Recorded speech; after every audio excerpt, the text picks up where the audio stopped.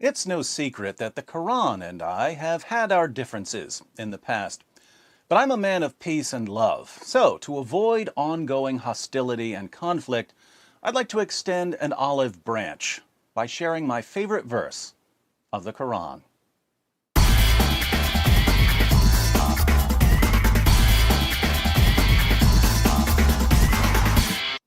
You might think that my favorite Quran verse is the verse I quote most frequently, Surah 9, verse 29, where Allah commands Muslims to violently subjugate Jews and Christians. But this isn't my favorite Quran verse at all. I just quote it a lot to help people understand 14 centuries of jihad. Since Surah 9, verse 29 isn't my favorite Quran verse, you might think that I'm referring to one of the amusing verses I often use to refute common Muslim arguments. For instance, when Muslims claim that the Quran contains scientific miracles, I like to point out that the Quran says that Dhul Qarnayn traveled so far west he found the place where the sun sets, and that the sun sets in a muddy pool, and that stars are missiles that Allah uses to shoot demons to keep them from sneaking into paradise and listening to his secret plans, and that semen is formed between the backbone and the ribs. As helpful as these verses are, however, they're not my favorite. My favorite verse of the Quran is found in Surah 33, Surat Al-Ahzab, one of the most freakishly disturbing chapters of the Quran, and that's saying something. What's amazing about Surah 33 is that, as nauseating as it is, we only have about a third of what it originally said. What we have today is what was left after Muhammad's wives and others sanitized it by removing some of the most abominable and sickening parts. Muslim sources show that more than 100 verses of Surah 33 are now missing. In Abu Ubaid's Kitab Fada'il al-Quran, Aisha declares, Surat al-Ahzab, Surah 33, used to be recited in the time of the Prophet with 200 verses, but when Uthman wrote out the codices, he was unable to procure more of it than there is in it today. Surah 33 in today's Quran only has 73 verses, but it originally had around 200. That's a lot of missing verses. And we know what some of these missing verses said. In Sunan ibn Majah, 1944, we read, It was narrated that Aisha said, the verse of stoning and of breastfeeding an adult 10 times was revealed, and the paper was with me under my pillow. When the Messenger of Allah died, we were preoccupied with his death, and a tame sheep came in and ate it. We discussed the verse of breastfeeding an adult 10 times in my Sheepgate video, which I'll link to at the end of this video in case you haven't seen it yet. In brief, before more than 100 verses were removed from Surah 33, one of the verses said that if a man and a woman aren't married to each other but they need to be alone together for some reason, the woman is required to breastfeed the man 10 times so that he'll feel like her son and won't be tempted to have sex with her. So according to Allah, the proper Islamic way for women to avoid sexually arousing men is to put their breasts into men's mouths this many times. Fortunately, Muhammad's wives had a better understanding of human nature than Allah did, so they conspired to remove that verse and other verses when Muhammad died after he was poisoned to death by a Jewish woman whose family had been slaughtered by Muslims. But in my humble opinion, Muhammad's wives should have taken out the entire chapter. Keep in mind, this is the chapter where Allah gives Muhammad special permission to break the 4-wife limit. Muslims are allowed to marry up to 4 women and girls, but in Surah 33, verse 50, Allah tells Muhammad that he can have as many wives as he wants. How convenient that the man who was receiving the revelations got the most sex partners. This is also the chapter where Allah orders Muhammad to marry the wife of his own adopted son after Muhammad causes the divorce by lusting after her. Since marrying the divorced wife of your own adopted son was frowned upon in 7th century Arabia, Allah decided to abolish adoption in Surah 33, verses 4 to 5. Adoption, of course, is one of the most loving, humane practices in human history, and Allah abolishes it so that Muhammad can have the wife of his own adopted son. Anywho, this utterly detestable chapter is the chapter that contains my favorite Quran verse. My favorite verse of the Quran is Surah 33, verse 53. Surah 33, verse 53 is my favorite verse because it shows beyond any rational doubt what the Quran really is. The historical background of the verse is that Muhammad would sometimes invite people to one of his many houses for dinner, but people would show up early or stay late because they wanted to talk to him and ask him questions. Muhammad didn't want these people hanging around, but he was too shy to tell them that they were annoying him. That's when Allah stepped in and revealed Surah 33, verse 53.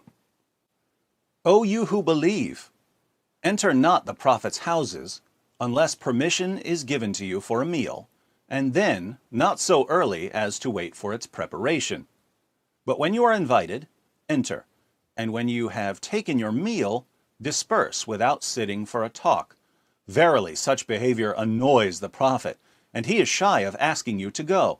But Allah is not shy of telling you the truth. And when you ask his wives for anything you want, ask them from behind a screen that is purer for your hearts and for their hearts.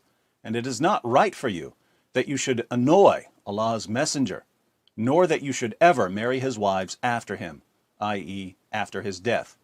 Verily, with Allah, that shall be an enormity. Now, think about this. Muhammad doesn't like people showing up early for dinner or hanging out afterwards. He's a busy man, and Islam's most trusted sources say that he liked to have sex with all 9 of his wives on the same night, as we read in Sahih al-Bukhari, number 5068. Narrated Anas, the Prophet used to go around, have sexual relations with all his wives in one night, and he had 9 wives. Sahih al-Bukhari, number 5215. Narrated Anas bin Malik, the Prophet used to pass by, have sexual relations with all his wives in one night, and at that time he had 9 wives. Sahih al-Bukhari, 268. Narrated Qatada, Anas bin Malik said, the Prophet used to visit all his wives in a round, during the day and night, and they were 11 in number. I asked Anas, had the Prophet the strength for it? Anas replied, we used to say that the Prophet was given the strength of 30 men. And Sa'id said, on the authority of Qatada, that Anas had told him about 9 wives only, not 11. Surah 33, verse 50, gives Muhammad special permission to have more sexual partners than anyone else. And Muhammad wants to go from house to house, having sex with 9 women and girls a night. Now, obviously, if you're trying to have sex with 9 women and girls a night, not counting your slave girls, you don't have a lot of time for chit-chat.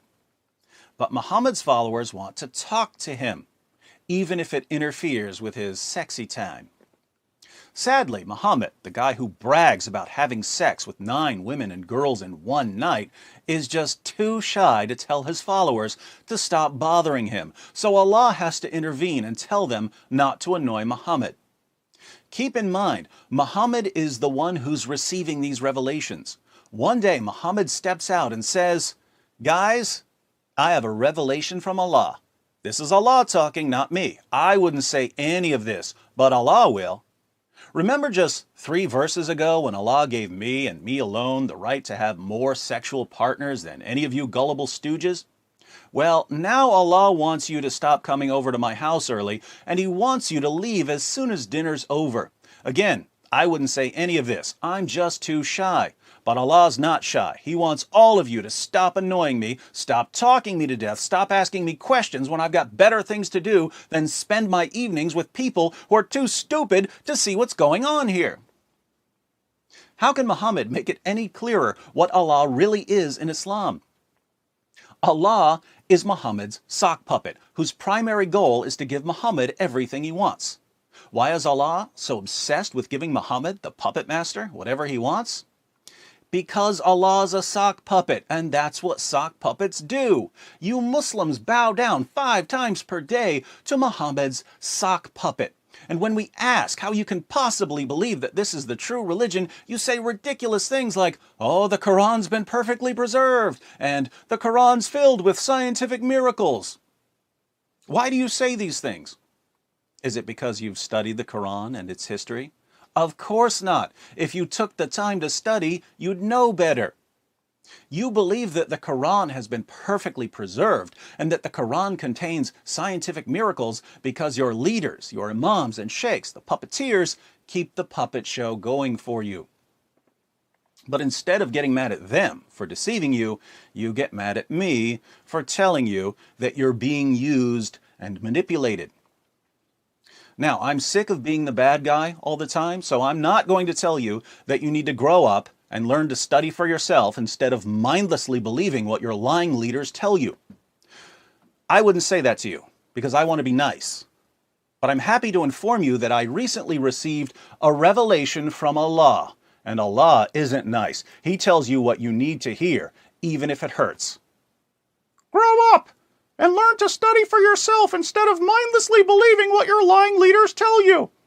Listen to the super genius David Wood, or you're doomed. And be sure to watch this video about Muhammad's wives conspiring to remove parts of the Quran. Pretty creepy reducing Allah to a mere sock puppet, don't you think? But Surah 33, verse 21 of the Quran says that Muhammad is the pattern of conduct for mankind. So if Muhammad treated Allah like his personal sock puppet, and Muhammad is the pattern of conduct for mankind, the only way we can avoid treating Allah like this is to reject Islam.